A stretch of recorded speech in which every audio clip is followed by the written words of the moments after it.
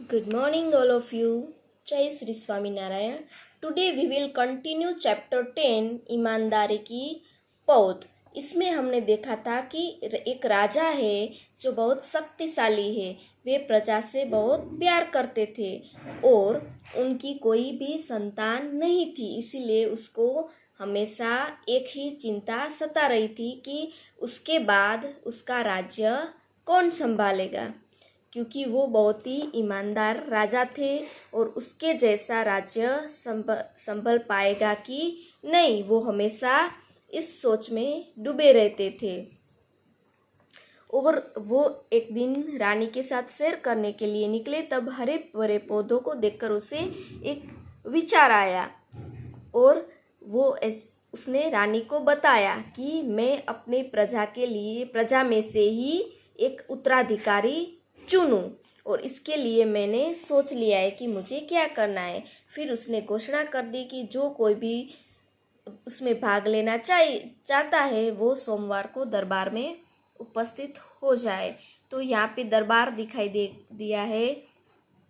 उसमें क्या है कि राजा पूछते हैं कि यहाँ पे मैंने क्यों बुलाया है. तब यहाँ पे खड़ा व्यक्ति बोल रहा है कि जी महाराज, राज्य के लिए योग्य उत्तराधिकारी का चुनाव करने के लिए. और राजा सब लोगों को एक लोगों को कुछ बीज देते हैं और 1 साल के बाद उसे पौधा बनाकर लाकर कहते हैं जिसका पौधा बड़ा होगा और हरा भरा होगा उसको उत्तराधिकारी माना जाएगा. यहाँ पे बीज है.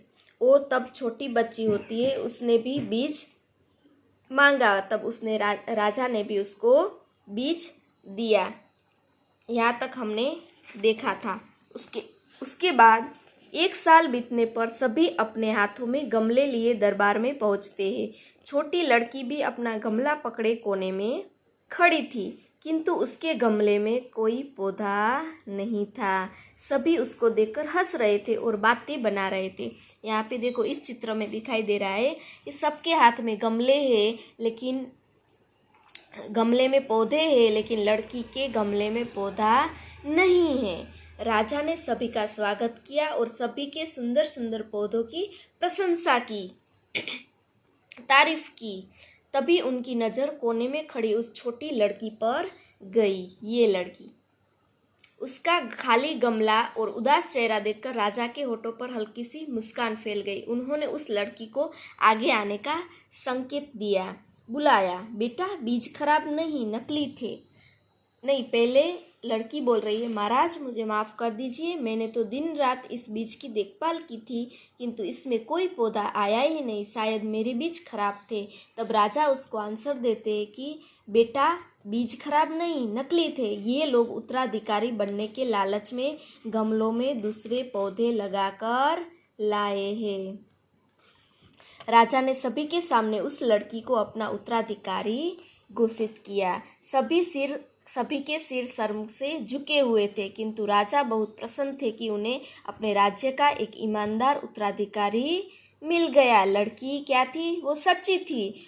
ये सब लोग हैं, उसने दूसरे बीज बोए और पौधा लेके आए, लेकिन इस लड़की ने कुछ नहीं किया.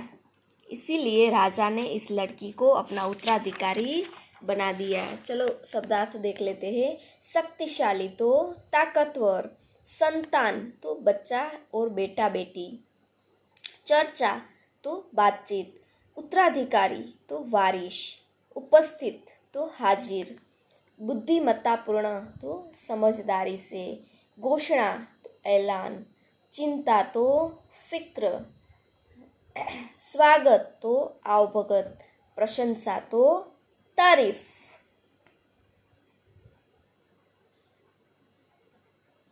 तो ये शब्दार्थ आपको नोटबुक में लिखने हैं. और पहले मैंने ये गमला ड्रॉ करने को बोला था.